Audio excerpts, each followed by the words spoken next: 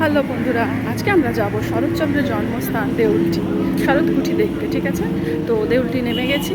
তো তোমরা আমার চ্যানেলটা যদি ভালো লাগে তো প্লিজ কন্টিনিউ করো, আর আমি তোমাদের দেখাবো আমরা আজকে কোথায় যাচ্ছি। ওকে বন্ধুরা, এই হলো দেউলটি প্ল্যাটফর্ম। তো তোমরা যদি হাওড়া থেকে আসো তো সেখান থেকে পূর্ব মেদিনীপুরগামী যে কোনো ট্রেন ধরেই তোমরা এখানে আসতে পারো, বা বাঁশকুড়াগামী। তো এখানে আসতে গেলে দেখো প্ল্যাটফর্ম পেরিয়ে এখান থেকে একটা রাস্তা গেছে যেটা কিনা মেন রোডে উঠেছে। তো সেইখানে গিয়ে টোটো ধরে চলে আসবে শরৎকুঠিতে, যেখানে শুরুতেই মহেশ গল্পের খানিকটা অংশ। কাঠের দরজা পেরিয়ে আমরা প্রবেশ করলাম শরৎকুঠিতে, যেখানে সবুজ গাছগাছালিতে সুন্দর করে তৈরি হয়েছে এই কুটিরটি। জীবনের শেষ 12টা বছর যেখানে কথা সাহিত্যিক তার জীবন অতিবাহিত করেছেন। রয়েছে দেখো ভেতরে কি রয়েছে, রয়েছে ইজি চেয়ার যেখানে বসে উনি লেখালেখি করতেন। এইটা হলো বৈঠকখানা যেখানে তৎকালীন বিভিন্ন বিপ্লবীরা আসতেন। সুভাষচন্দ্র বসু পর্যন্ত এখানে এসেছিলেন।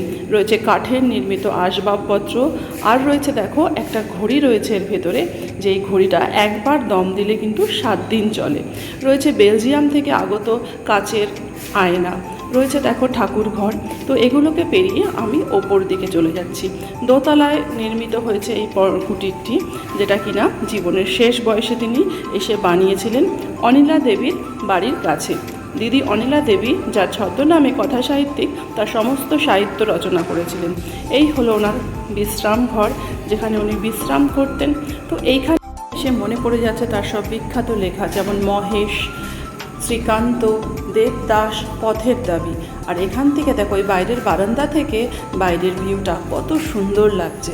আর দূরে দেখা যাচ্ছে দেখো রূপনারায়ণ নদী, যেটা কিন্তু আগে লেখকের বাড়ির পাশ দিয়েই বয়ে যেত, কিন্তু বর্তমানে চড়া পড়ে সেটা এখন আর এখান থেকে বয় না, একটু দূর থেকে বয়। এই হলো বাড়ির পেছনের অংশ। দেখো লাল সিমেন্ট দিয়ে কি সুন্দর করে বানানো। বাড়ির পেছন দিকটা রয়েছে একটা উঠোন মতো, যেখানে দেখো একটা রান্নাঘর রয়েছে, আর বাথরুম করার জায়গাও কিন্তু বাইরেতেই তখনকার দিনে বানানো হতো। তো এই সুন্দর জায়গায় আসতে কার না ভালো লাগবে বন্ধুরা। তো তোমরাও কিন্তু একদিনের জন্য এখানে অবশ্যই আসতে পারো। 1923 সালে তিনি এই বাড়িটি নির্মাণ করেছিলেন, আর 26 থেকে 38 পর্যন্ত তিনি এখানে কাটিয়েছেন। লেখকের মৃত্যু হয়েছিল কেওড়াতলায়, কিন্তু তার চিতাভস্য কিন্তু এখানে রাখা হয়েছে। চলো আমি সেই জায়গাটা তোমাদের দেখাচ্ছি ঘুরিয়ে ঘুরিয়ে। এই যে বাগান মতো করা আছে তার পাশ দিয়ে গিয়েই এখানে রয়েছে লেখকের চিতাভস্য, আর ওই দূরে রয়েছে রূপনারায়ণ নদী। তো রূপনারায়ণ নদীর ব্লগ নিয়ে আমি আরেকদিন তোমাদের সঙ্গে আসবো। আর তোমাদের যদি আমার চ্যানেলটা ভালো লাগে তো প্লিজ লাইক, শেয়ার, সাবস্ক্রাইব করতে ভুলো না। লেখকের বাড়ির সামনে দিয়েই বেরিয়ে এখানে রয়েছে একটা বাঁধানো ঘাট দিয়ে তৈরি পুকুর। 2007 সালে ওয়েস্ট বেঙ্গল গভর্নমেন্ট হেরিটেজ কমিশনের আন্ডারে আসে দেউলটি শরৎকুঠি।